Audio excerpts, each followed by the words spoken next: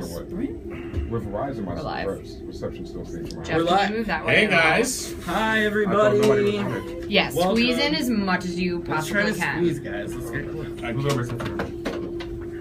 This one, Periscope's good to go. We got that wide angle lens on Periscope. Yeah. All right. Pretty good. Hi, Mashable fans, and hopefully some FanBros peeps coming in also on this live stream. I'm Jeff Petriel, aka at the Beth, and I am here to introduce the FanBros podcast peeps, some of my favorite people on the internet. Hey! And we are here to talk about Ex Machina, which was this month's Mashflix selection, which we had a screening for with director Alex Garland on Thursday in the city. If you couldn't make it, you missed out, but hopefully you'll catch the next one. Why don't you guys introduce yourself for people who don't know who you are? What's up? I'm Chico Leo. That's it? That's it. We do this every week. Founding fan, bro. All right, I'm Tatiana King-Jones, the Grand Duchess of Tech. I'm Benhameen, the captain of the spaceship, and other stuff. Awesome. So, just so before we get started, does anybody want to explain what FanBros is in case people don't know out there?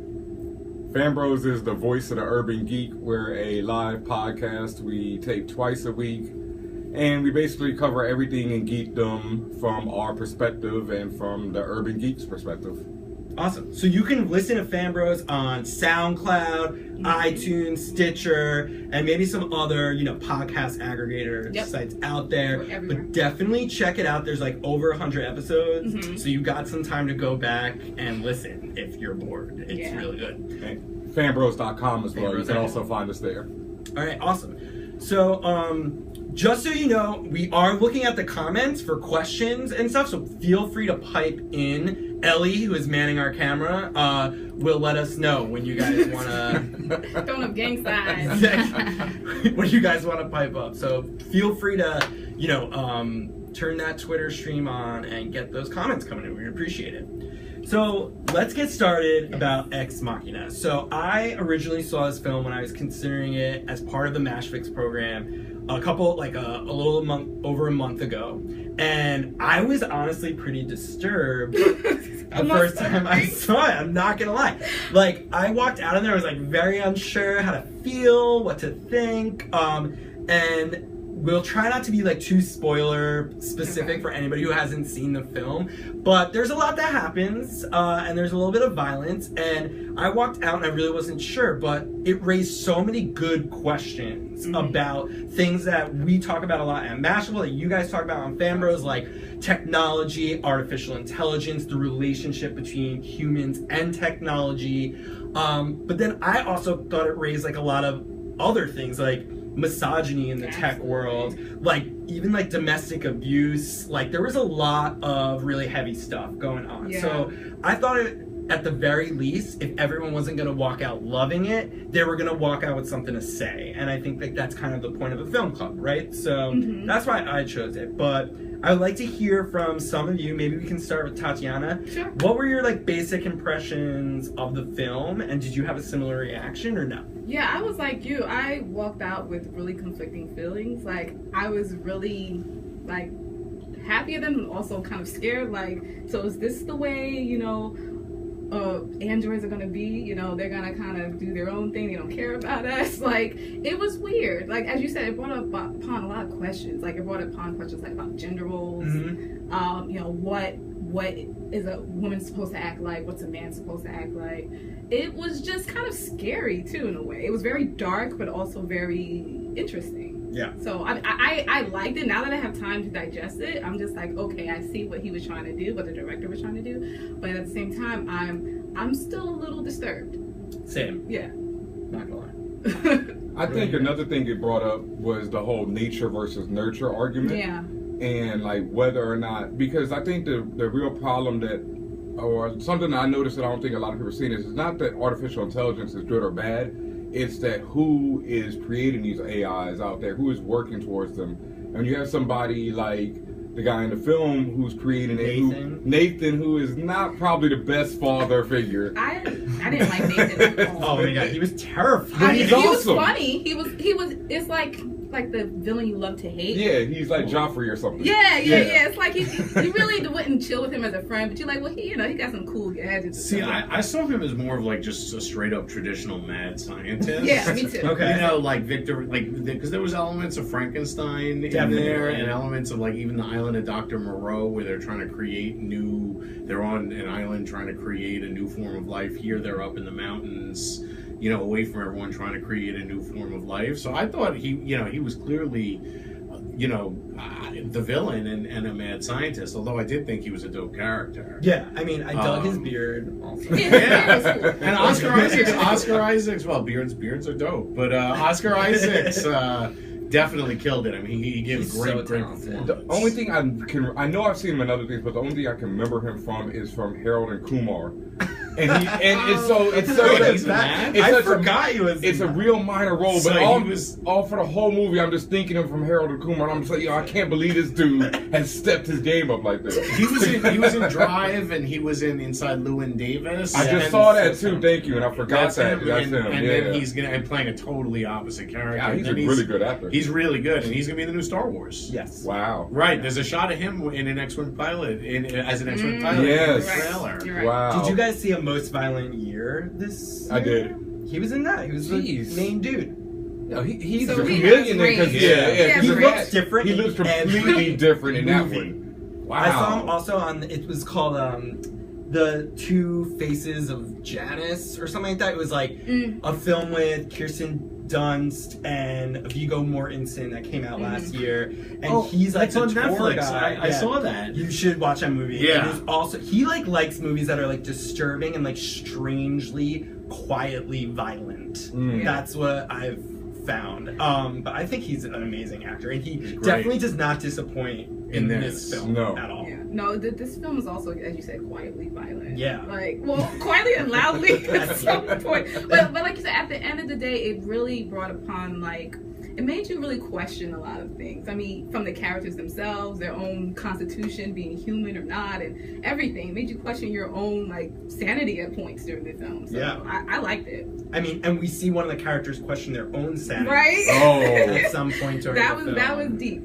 Yeah. That So was deep. yeah, I mean, we're not giving any spoilers away, but there was throughout much of the movie, there's a character who I thought they were going to reveal was in fact a robot. Yeah. But that's not what happens. And I was thinking that throughout much of the movie that I mean, can we say who I was thinking? Well, there's really only like 4 characters. Right. Right. So I was actually thinking the big reveal in the Spoiler third act was alert, going to right. be that this dude was actually a robot, and the whole thing was they were testing him. But yeah. That's not at all what happens.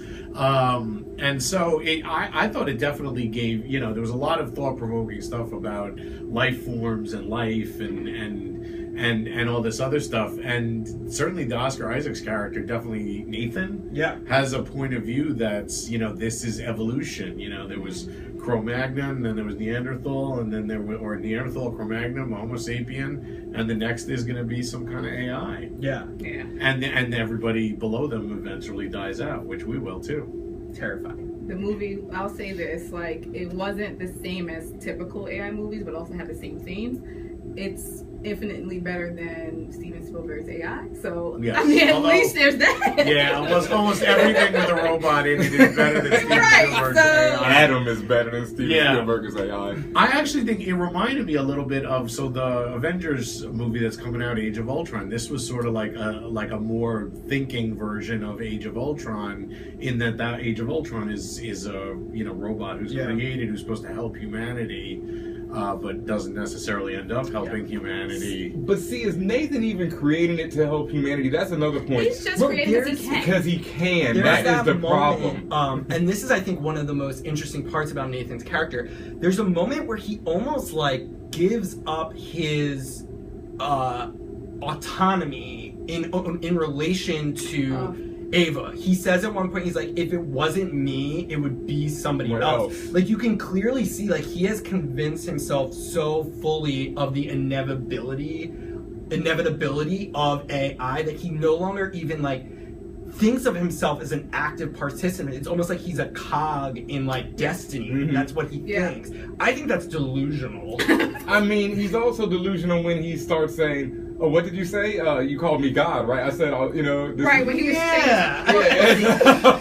well, see, look at the environment he's placed himself in. He's basically in a bunker in his own, you know, really esoteric-looking house, pretty much by himself in the middle of nowhere, and all he has surrounding him are other AIs, other robots, really. So, like, there really are no other humans there. So, you know, crazy things are happening with your head when that's all you have, pretty much yourself. So, he may be a little nuts. Just a little.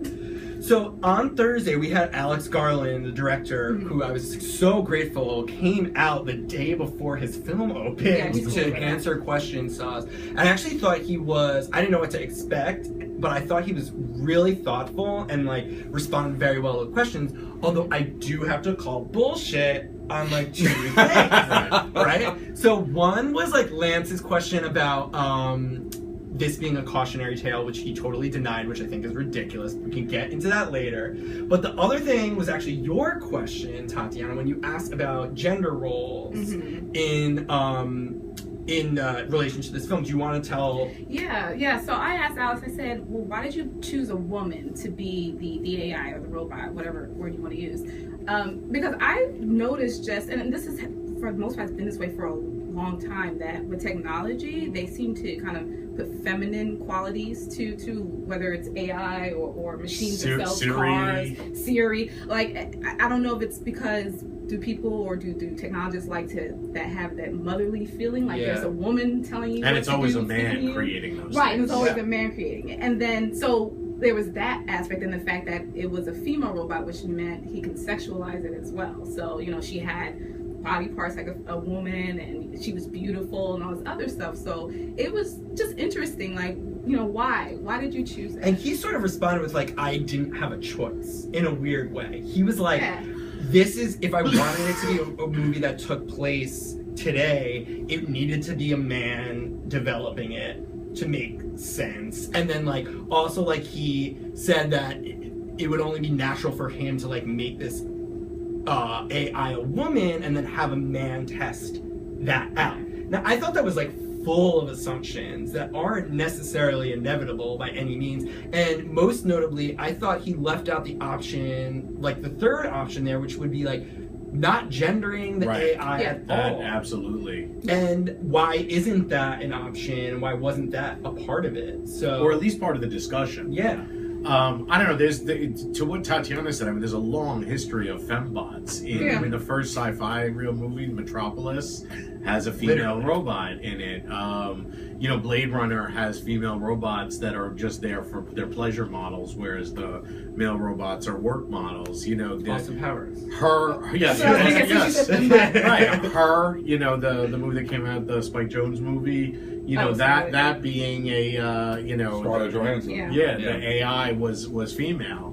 So, although I think that might have just been to that movie, I think other people in that world had AIs that were other genders, or maybe didn't have a gender. But there is a long history of that in science fiction. I mean, I would point out, in answer to what you were saying about that Alex Garland said, I mean, Frankenstein first created a male monster and then a female monster to go along with them. Yeah. And I think if this dude really thought he was God, like Benhameen brought up, then he would have had a male one and a female one, or something. But that, you know, I feel that, and a third gendered one. I feel that side of it too, but I think it goes to this point of Nathan kind of being a mad scientist, and also look at Nathan, like he's a guy who gets rich at age of 12.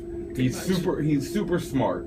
You know, so from probably 5 years old, he's been catered to. He doesn't have much interaction with people throughout his life, you know, and everyone's a suck up to him. And so then he puts himself in this space, and what is it? You know, it's sad to say, but it's like, I can't control women, so I make one. Yeah. And then I make one, and I lock them into a room until they friggin' do exactly what I say. It's like, you know, it's his hamster.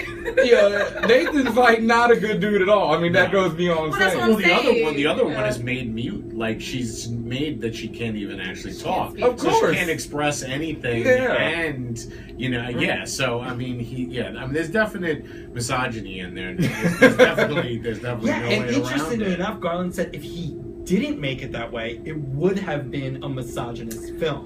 I can what see was that comment? I can see that, but also you can refute that as well, because I would argue that the film was already interesting, don't get me wrong, but I feel like the film would be even more interesting if it was a female roboticist and a female coder or whatever, and it was a male, because you don't necessarily see that often in film in the past. Now going forward, I don't know, it's like you said, it's always a male creator and a female, and it's always that god dichotomy. I think that would be interesting if it was a woman, because how would a woman react to all these overtures from a robot? Somebody out there, you got to make that movie. Yeah. You got a crowd. And I think that goes to say, though, like, I mean, you have to see it's a writer-director's first movie. And, you know, as a writer-director, so he's going to put a lot of himself into that, you know, and a lot of his own thoughts. So, you know, I'll leave it at that. But, you know, it's like certain characters in the movie are probably going to reflect his own thought processes. So, well, I've definitely, you know, been into, I can't think specifically off the top of my head, but there's fictional worlds where I remember, like, in the future there are sentient AIs that are blended into iRobot. Yeah. But then there's, like, ones that are, like, designed for pleasure separately from that. You know what I mean? And, like, sometimes those take the form of humans, and sometimes they, you know, provide that illusion or what have you. But, like, you know, I just think the automatic sexualization of the first AI is, like, so interesting that it's just, like, a trend that keeps happening over and over again. It seems, like, really bizarre to me. Well, like you said, you have people like the Nathan character where they are pretty much, they're not socialized well, so all they have are these robots, and so they say, well, this is where I get my comfort from, this is where I get my socialization from, this is where I get my sex from. So I understand the logic. Honestly, I understand the logic behind it. Would I do that? I don't know. That's what leads to your, you know, you were talking about how there were echoes of that with some of the, you know, the sexism in both gaming and in the tech world. It's, you know, headlines right now. I think in response to what we were saying about Alex Garland, I think he meant that if the genders had been reversed, that all the stuff that went down in the third act, that might have been perceived. I mean, I agree with you. I call, you know, BS on, or at least I don't agree with that answer. And there are very legitimate, you know, questions. I actually did like the movie. I think there's a lot worth, you know, that there's a lot in there that's worth checking out. I think he did throw a lot at the, you know, through the kitchen sink at everything.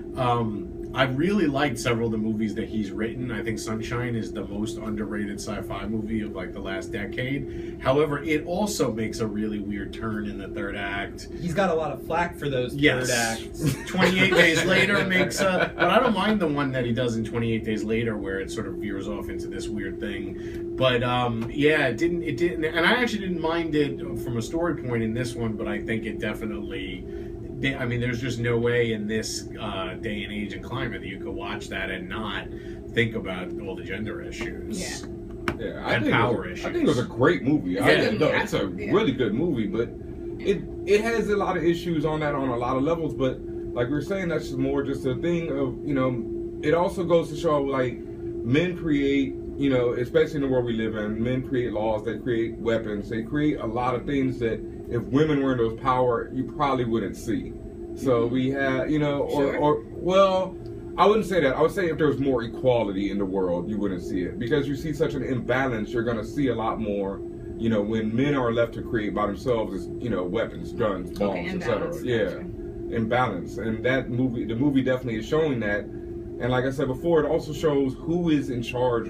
Like he said, like, that's a reality that people aren't realizing. The stuff he talks about search engines, most search engine companies are not in the business of being a search engine. They're researching AI. That is what, every time you're typing into a search engine, you're feeding this thing so they can learn how the human brain works. All the things he laid out in the movie are what's going on right now. So you have to think, if Yahoo and Google, and who is at the head of Yahoo and Google and these type of companies, and if they're creating search engines, I mean, AI, what's it going to lead to? That's the terrifying part. A self-driving Google car. It's going to lead to a lot more than self-driving Google car. Well, that's an AI. The self-driving Google car is an AI. Yeah, I mean, a very dumb one. Not one that looks like a person, but it's an AI like starting at like the donkey level. Yeah, definitely. And they're going to work their way up. So you said you thought the cautionary tale part was sort of laughable, or his answer? Well, he pretty much said that. It's both. Yes, it is. It was definitely. I think it's ridiculous to right. say it's not a cautionary tale, in the sense that, like, he basically was saying, "Listen, I don't think of this." He's like, "This is an individual story." That was basically his response. Was like, "This is the relationship between one specific AI and its creator. Right. It's not supposed to be emblematic of my opinions of what inevitably will happen." Fair, but you need to look. This is also a film, right? It exists within the world of cinema, right? And if tradition within that world is that this thing keeps happening repeatedly, and you then make another example of that, right? You are perpetuating that belief. Yes. So, like, to deny that is to just, like, ignore, I think, some basic film knowledge. Yeah, I mean, it's as you said, there's a precedent has been set. Yeah. So everyone's natural reaction is, "Oops, I told you." Like,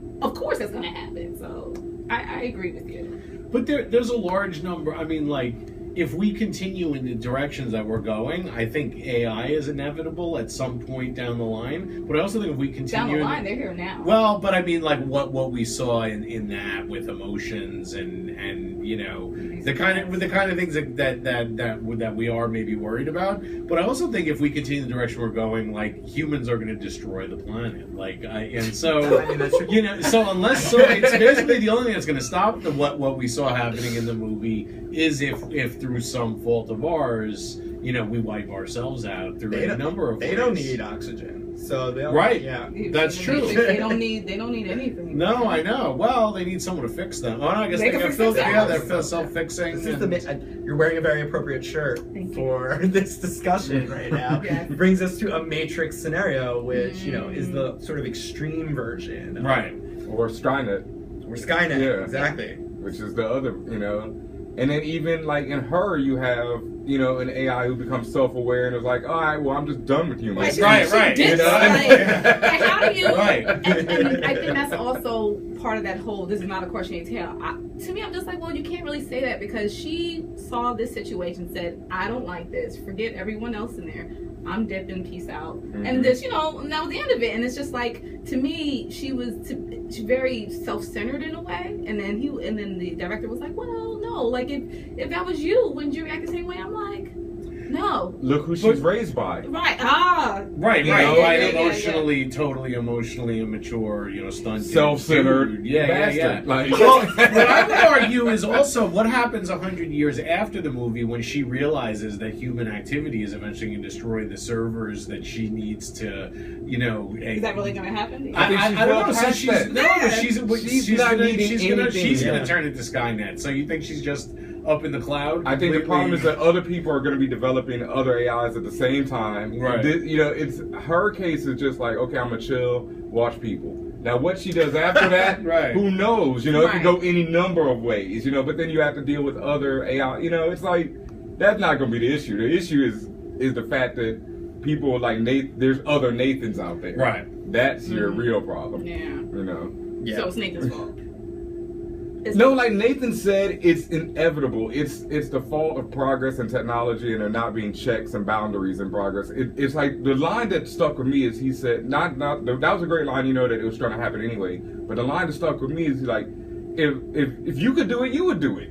Yeah. Like, you know, he's like, what? Like, that's what I was born to do. You know, and there's other people with that exact same mentality every day. So that's more the issue to me. Nathan isn't the problem. He's just part of it. Yeah. And I think it goes, and one of the reasons that I, you know, wanted to bring this to the Mashable community was I think it shows exactly the danger of so much of what we're talking about in the tech community, especially like in San Francisco, the lack of diversity, the lack of, like, especially at the top, like the people who are in charge at that executive level. Like, this is an example of like why it is literally important that we work actively to make those changes, because this type of technology that develops, like, whether or not like you think you're not putting your own shit into it, like, you inevitably do. It is informed by your perspective of the world. And like, this movie really, I think, in a very like smart and not explicit but very acute way, like, taps directly into like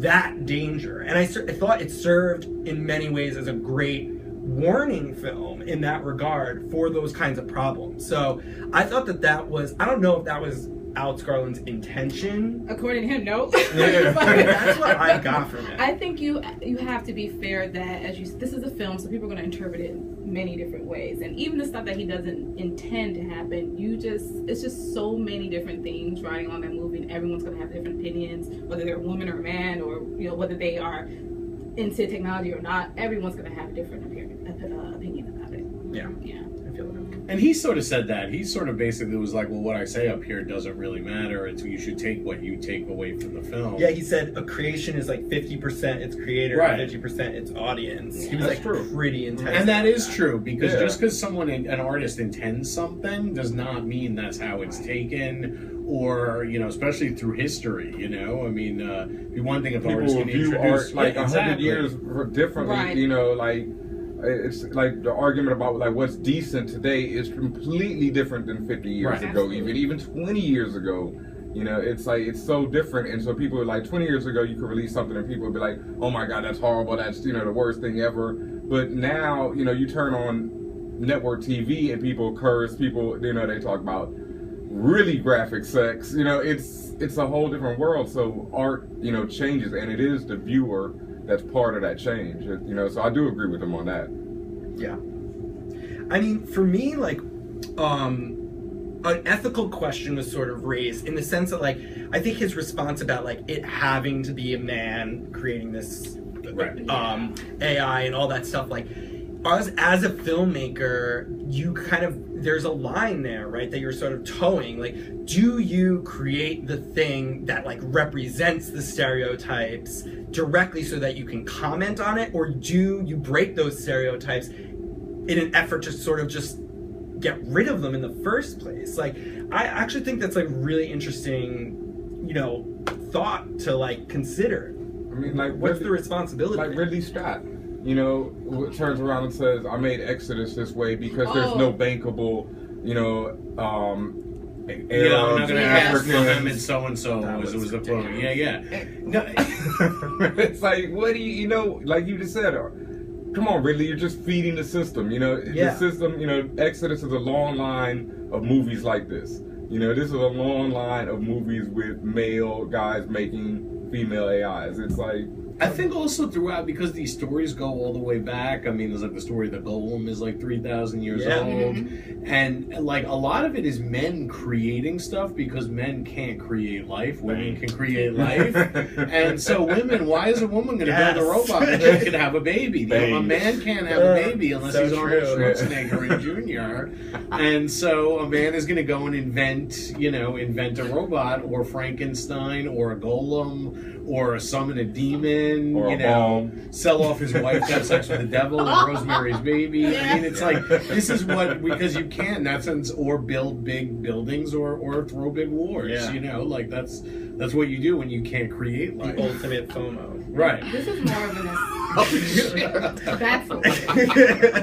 more of an aside, but I found it interesting that Nathan didn't program like the laws of robotics into her, like the famous Isaac Asimov's 3 laws of robotics. The first of which is thou shalt not harm a human. Yeah, right. So I get it that this is supposed to be a fully autonomous, thinking, feeling, changing, whatever person, robot thing, but step 1, do not kill a human, not harm a human. The fact that wasn't even in there. Right, and it wasn't in there in any of the incarnations. All of the incarnations, there were previous incarnations that he had built and then disassembled, but they also... there was no fail-safe or anything? Yeah, exactly. Like, if they get out, it's like horror show immediately. Like, I don't know. And it's like Nathan references Ghostbusters, but he's never seen our robot, never read the book, it's like, come on, Nathan. Like, so honestly though, he's so careless and cocky. I'm not careless. Yeah, it is. He's careless. That's what it is. You're right. He got time for dance moves, but not for safeguards. I like this house though. I definitely really like this house. Norway. Yeah, very sparse. Yeah, definitely. Very utilitarian, very like veggie hippie. It was weird. But it was nice. I mean, it was definitely, he gets props, for his first directorial effort. Yeah. It was definitely thought-provoking. Thought it was well-directed. I thought it was shot well. Oh, it was shot, yeah. It could have been a play. I mean, because it's all in one, And it's executive produced by Scott Rudin, so maybe it will be. Right, that's true. Maybe you're absolutely right. That's true. It reminded me a little of Moon, which was another low-budget sci-fi movie from a few years ago. If you want to write a sci-fi movie, and it's definitely having a limited, having a smart idea with a limited, amount of sets and a limited amount of characters is really the only way to do it. Yeah. I mean, you could write a whole sci-fi trilogy if you have access to, an abandoned building and 20 people. A set of hockey pads. The evil scientist. Yeah. He has all the information. Right. But yeah, I mean, I think one of my favorite treatments of artificial intelligence in the sci-fi world is actually in Star Wars, because I think that the droids in that movie play such like an interesting role, and you do have like androids like General Grievous, in Star Wars, but like most of the time you're dealing with like C-3POs and like R2-D2s, where like humans have developed, sort of like symbiotic relationships with like non-threatening machinery. And like, I think that's actually a pretty unique, like, I don't think there's a lot of universes that have like non-threatening. Yeah, that are advanced to that point.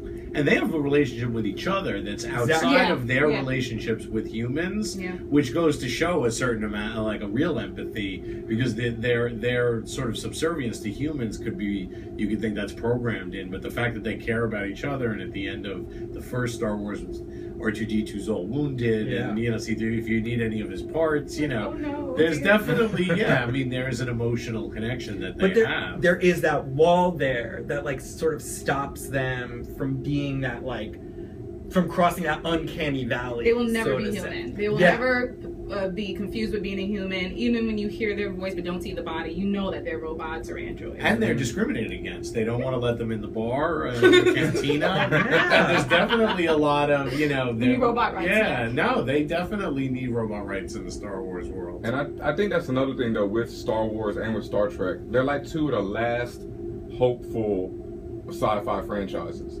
Like, after that, it becomes a lot more, Terminator, it's doing, Matrix, everything we build is going to ruin us one day. The argument, especially like with the early like Star Wars TV shows, was that when you have this utopian environment where nothing goes wrong and everyone's getting along, it's boring. Yeah. So that's why in the stories they always say, okay, there's got to be some conflict somewhere. Let's make the robots evil or something like that. But beyond the of course you need conflict in each story, but like Star Wars has that conflict and it has a very dark side to it. I mean the dark side, but it still has this hopeful feeling that things like. It doesn't even, like you say, it doesn't even make light that there's AI there and that these droids could go crazy, and destroy everybody. That's just not even a question. It's like, there's AI, they exist, they're cool, they have relationships with each other, they're thinking, autonomous beings, but it's not like we're worried about them. In Star Trek, you have the ship, you have Data. I mean, of course, Data, Data's worried about Data. For a soul is Data definitely... Data has his moments. He makes me nervous sometimes. Yeah, he does, but overall, you're not worried about it. And then later on, you have more things like Aliens, where every one of the last, an Alien, pretty much every one of the movies, the, android goes berserk at some point. I mean, Bishop, isn't berserk, but he's suspected throughout it. So it's more, like, I would say that's more the hopeful, and now you have more of this phase where it's dark, and everything's going to end bad. Yeah, I wonder, like, if you look at what's going on in society, if you can find parallels as to, like, why. Oh, yeah, definitely. Yeah, especially, like, The Matrix, which I think is one of the most pessimistic, even though it does have, obviously, elements of hope, Neo, mainly, but, like, it is... but,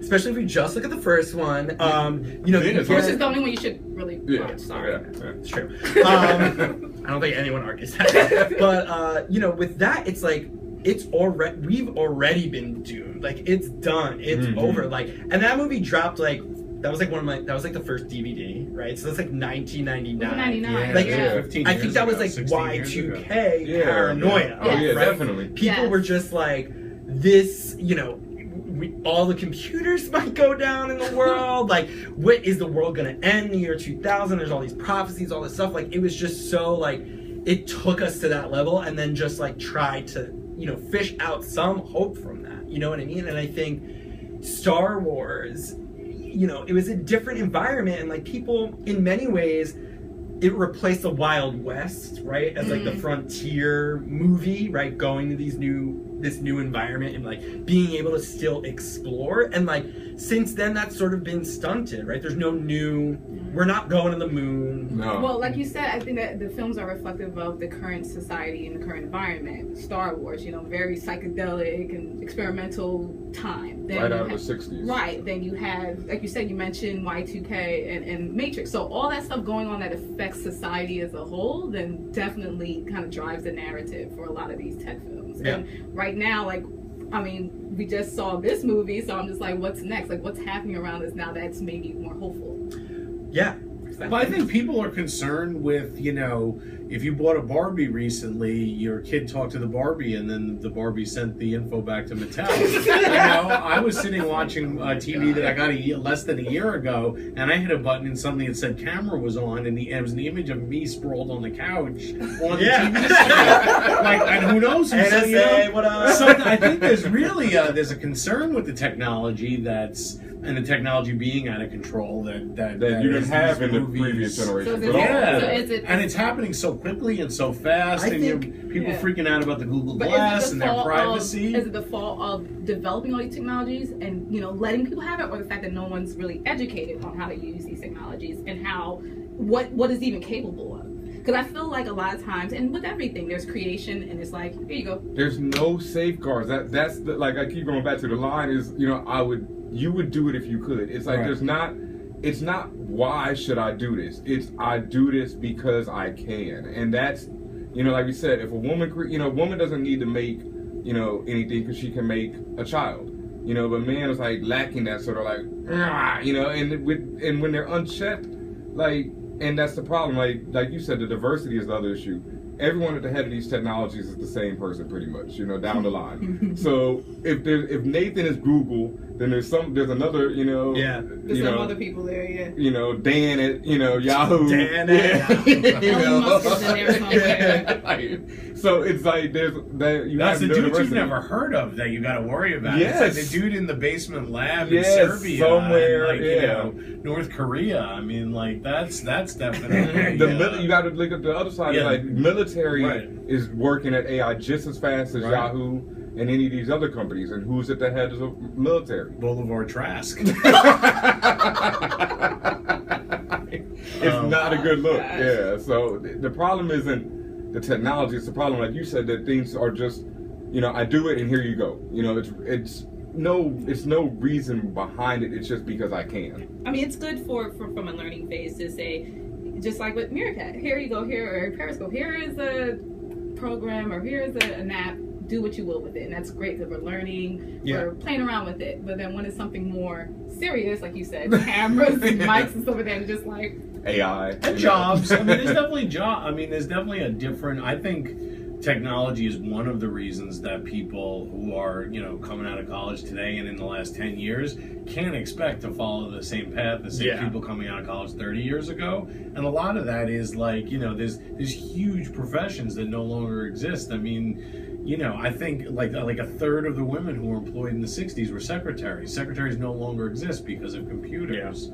And at least not in the traditional sense. Yeah, I mean, I think how soon before stewards and stewardesses, the flight attendants are going to be robots, waiters, bartenders, the people who take care of you in the hospital. Even manufacturing. Yeah. I mean, in fact, the first robot to kill someone was a Japanese manufacturing robot in the 70s. He's a wealth of knowledge. That's horrifying. Well, I mean, it didn't mean to kill him. It was doing its, robotic thing, and the dude walked by and got pushed into didn't mean something. to kill him. Right. But yeah, so it was just doing his job. Yeah. That's hilarious. And it's drones. I mean, you got drones. That's something we haven't even talked about. Robots flying around, and they're talking about soon allowing drones to make decisions themselves. Well, I thought it was really interesting. This isn't really a spoiler, but when the tester dude comes to test Ava, the AI in Ex Machina, before he's allowed to even learn about what he's doing, he needs to sign an NDA that's like an extreme NDA. Right. So like he basically signs away his life in terms of privacy in order to even have access to this technology. Right. And I thought that was like an extremely apt metaphor for today, right? Like we, like, our children are growing up in a world where like they're like, for people who have access to the internet and like, whose parents do as well, like they're growing up in a world where their faces are on the internet from the day they're born. Like the idea of privacy like is not going to exist at all as even an option for this next generation. Privacy, right? the ownership of self. Like a lot of times when you're using all of these apps, there's terms and conditions right in the beginning, or the end user license agreement that says it. Sometimes it writes it out. This stuff that you're putting up here belongs to us, and a lot of companies have moved away from that, but it says it right there. But we don't read it. Nobody reads it, because it's like 75 pages. Right. We're like, okay, great. Sign your life away. Like there's a funny South Park episode about Apple where the end user agreement. Oh yeah. You basically literally sign away your life, and like the devil's involved. It's funny. But I think like that's what it is, really. Yeah, in order, like to me, that would say like in order to even have access to this technology, the prerequisite is to give up your entire right to privacy. Yeah. And I think like that is like a real issue, right? That's a real thing that we are dealing with now. And it was like so clear cut and so straightforward in the film. And I thought that was like, you can almost see it as a cautionary tale against that, right? Because look what winds up happening. So like, is it a message? Is Garland trying to send us a message about that? You know what I mean? Absolutely. Well, as the robots take our jobs, the only currency you're going to have is your privacy, because you're not going to have any money because you're not going to have a job. So all you can trade is your privacy and your organs, and you only have two kidneys. And, the robots are going to take our jobs. They are. They took our jobs. I bet that he didn't wish he didn't sign up for that latest iWatch. Like he wished that's like one update that he didn't need right there. The spoilers. It does. I mean, you don't even have an Instagram, so I'm not right. On Twitter, I was on Facebook for quite a while. This guy. But what I'm saying is, I think people sort of think in terms of, I'm getting this for free because they're not paying money, because they're not being paid as much money as they used to be, but they are still paying with privacy, and it's its own kind of pound of flesh. I mean, how much pound of emotional flesh? Personally, how much do you guys care about that? How much privacy? Yeah. I care. I think I don't want to say willful ignorance, but it's a point where you have to recognize that pretty much everything you do online, it's going to be monitored or disseminated across the internet some way, shape, or form. And as long as you're mindful of that and you're cool, then fine. Like I said, I don't sign up for anything where I'm nervous that my stuff is going to get out there, but I'm also partially a public person, so my stuff is going to get out there. Yeah, it becomes once you make the choice to be a public person, you're going to have to... I think as long as you are mindful of the choice you're making, like if you're just a regular private citizen and then all your stuff is out there, then there's a big problem, obviously. But you have to pay attention, and I tell people all the time, like, really read, and maybe not right. I understand you just want to play your game or whatever it is. Yeah. Really read and pay attention to what you're doing. Maybe even just look at a few articles, because you'd be surprised about all the type of information all these companies have on you. It's crazy. I shred and compost anything that has my name or address on it, like totally straight up. I I was raised. The only reason you have a shredder is to shred all your junk mail that has your name on it. So So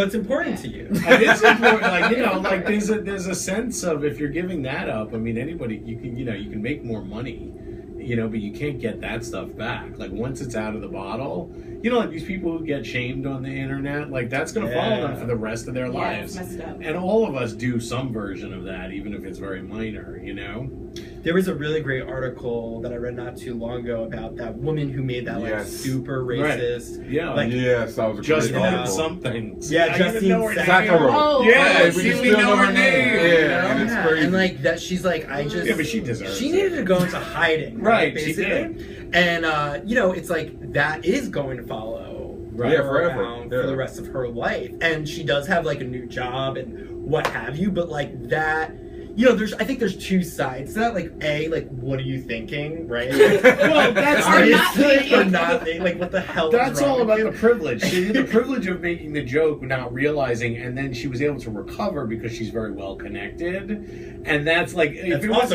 one of us made that joke, like that would be it. Nobody would be touching us. But she was well connected. Her, family, like her previous jobs and all that. So there are second chances for people, but definitely not for everybody. Yeah, I mean, but the other side of that is there is a weird mob mentality thing about the internet that is not my favorite part of being that. Also, with her, it was because there wasn't anything else going on. If there had been like, some other news event, it was It was happened on a weekend. It was a slow news, and so everyone was talking about that. But if any number of things had happened, like if the president was giving a speech or if a plane crashed, no one would have really noticed. Like she happened. That's a pretty big thing, like a plane crash. Like what I'm saying take away from. But what I'm saying is there wasn't anything going on in the news or on the internet that night. Like if that was the night Daredevil had premiered, no one would have known her. You know what I mean? Like I know what you mean, but I still think, and that's also a part of the problem is like we live in such a quick. She would have still caught her quick. She would have got fired still. Because enough people would have caught that no matter what, especially right now because we're living in such a time where any racial thing is so charged that you make that statement. No, you're getting your 15 minutes and then she's getting shut it off, and then the president's speech will become an issue. Right. But she's still catching it, and then everyone's forgetting her just like they did now, other than knowing oh yeah, Justine, that was that girl. Right. And I tell people all the time, this is very relevant to this. You really have no real privacy on the internet unless you really know what you're doing on the tech side. But I try to warn people about this. Tweets may not last, but screenshots are forever. Yes. So just because you put something out there and delete or whatever, it's still there. It's too late. It's still there. Someone saw it somewhere. Even if you delete it within a second, I'm telling you, someone has that. It's in a server somewhere. It's in the Library of Congress. It's gonna be, taken. You can't take it back. You can't take it back.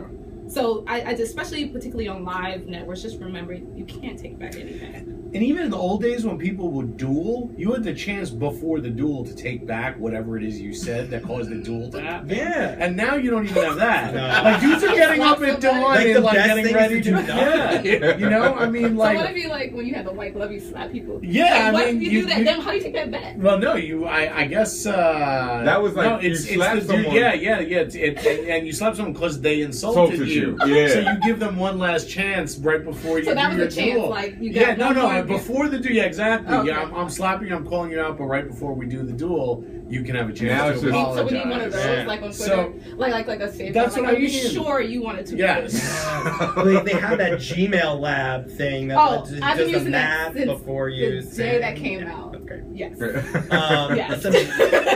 So I love that. But I would be remiss if we did not briefly chat about the premiere of Game of Thrones. Here I am with FanBros. I mean, the biggest geek event of the season. Absolutely. So I know you guys talked about it a little bit on your last podcast, but maybe we could talk just very briefly. What were your opinions? If have you read the books? No. Neither have I. Okay. Don't ask me to read the book. Don't tweet me scenes from the book. I don't care. I don't. Yeah. I actually do plan on reading the books as soon as the show is over. I agree. That's like. But I'm not gonna. I don't want to do both at the same time. There's something like sort of schizophrenic going back and forth. That didn't happen in the book. I'm like, okay. Right. So I can handle it. You know. But So what are some of your thoughts on the premiere and some predictions for what you see might go down now that we know certain things about certain allegiances forming, which I'm very excited about. I'm excited about allegiances. Yeah, it's going global, and instead of having 10 different people, there's definitely sides that are getting chosen. And, Daenerys is definitely getting, some dope people with Varys the Spider and Tyrion, and I think Brienne of Tarth might head in that direction. That's my hope. Yeah, I would love Brienne to be like the real knight, because she really wants to be a knight. She needs that. She needs. Give it to her. She needs Dany. Yeah. I was just watching. I had pause on a scene, and I'm like, that'd be cool if Jon Snow ended up, hooking up with Daenerys in some way, shape, or form, whether personally, romantically, whatever. But to imagine them taking the Iron Throne, that would be sick. Because I like Elsa. I like Johnson. That'd be amazing. Yeah. It was also a big episode for men's butts. Oh, yeah. Which I appreciated. Well, that dude is actually, his butt has appeared in multiple shows. Yeah, he's Orphan Black. Orphan Black, I believe. He got naked in Orphan Black. He showed his butt actually a couple of times. There were a lot of people last year, women last year complaining that there was so much there were Theon boobs too. showed his butt quite a bit, and then Theon showed it was looking gross. Theon was looking really bad whenever he was showing anything. Those were not good moments. But nobody was turned on by that. Well, I mean, you never know. It takes all kinds. But no, I thought it was really cool. I mean, I always think the first episode, you're so hyped, and they play it pretty conservative on season premieres in Game of Thrones. So I came in, it took a couple seasons, but I came in with that expectation finally, and it lived up to that. I was not disappointed. Neither was I. I'm very excited for what's gonna go down this season, especially with the dragons. Like, they're looking their fiercest. Biggest, and that's going to be weird. Well, not weird, but that's going to be interesting how because the dragons are clearly not cool with Daenerys. No. And one, I mean, who would be? One is like on a high-speed chase out in the middle of the country. Like, no one even knows where the other one is. The third one, the biggest one, and then the other two are just like, really, you left us down here, Mom. Like, you left us down here. And then she didn't turn on the light for them. There's no... Turn on the light. I know, there's no dragon toys around for them to play with. Just give them, like, a pile of gold to sit on. Right, exactly. They like, I think it was actually, it's pretty, like, she's all about, like, human rights and, like, keeping things real. And then, like, she goes up and chains up. I felt bad for them, and I still feel bad for them, even though they are, like, they're eating people now. Burning children up. I mean, you know. Eat the child accidentally burned. I think it accidentally burned. I read it as an accident because it was near the sheep's. Like, remember what's that dragon's name? The black dragon. I don't remember. Drogon. Was it Drogon or something? Drogo, He was going for the herd of sheep. Named after Drogo, and the kid, the sheep's herder's son or daughter was there and got caught up in the mix. Also, like, don't punish the crew for one dragon's mistake. Yeah, don't hate the game too. Like, it is that it's worse. Remember, the mom mentality, because everyone told her you need to put them up because this is too much, and she basically was pressured into doing that. She didn't want to do it. If you remember, she didn't want to change. No, at first, no. She cried. And they were like, "You have to do this in order for people to feel safe." So, did y'all think that? Okay, because like when she goes and tries to mess with the dragons, and then she hurries up out of the cave, but then at the very last second, right before they cut away from her, she has this look like, "No, I am the queen." I wasn't sure if I was just hoping to see that because I'm like, yo, come on. Wait, what? This episode, she runs out of the cave, and she's all like, oh god, I can't handle these dragons.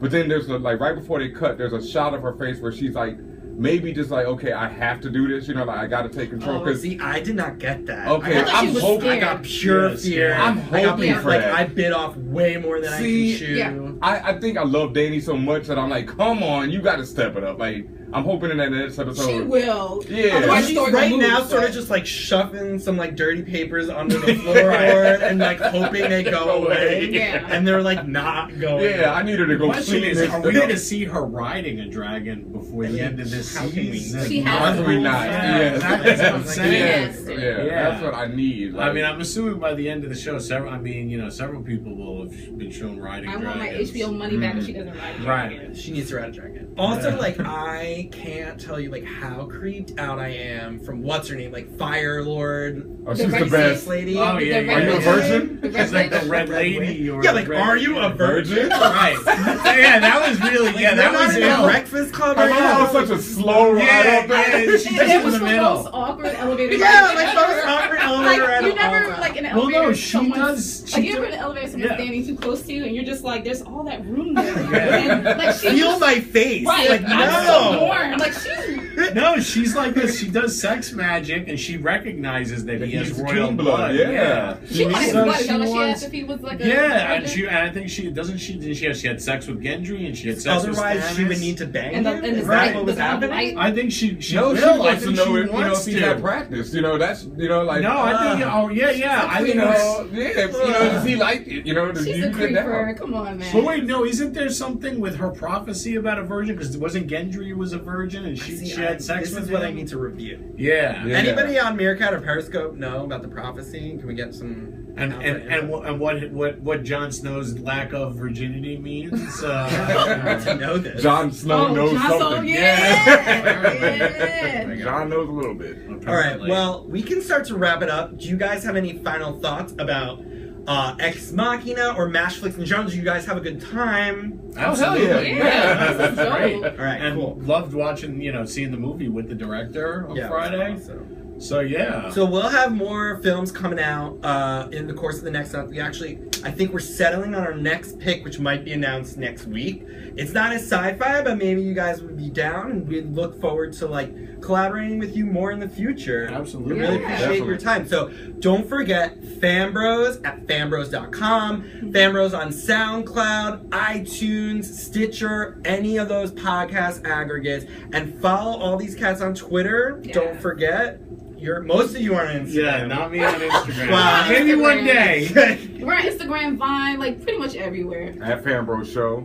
Yeah. At FanBros Show. Everybody wants to know where you got your shirt. I designed this shirt. So those websites where you just put in. The website where you just put in your shirt and put in the words. I did that. So We should be selling those on FanBros. Should I? Yeah, you should be. Yeah. Yeah, Those are great. we'll work on that. I made this shirt FanBros too. exclusive. No, I did not. You can get this one on FanBros. Listen to FanBros. Yes. There you go. All right. Well, if you tuned in, thank you so much for watching.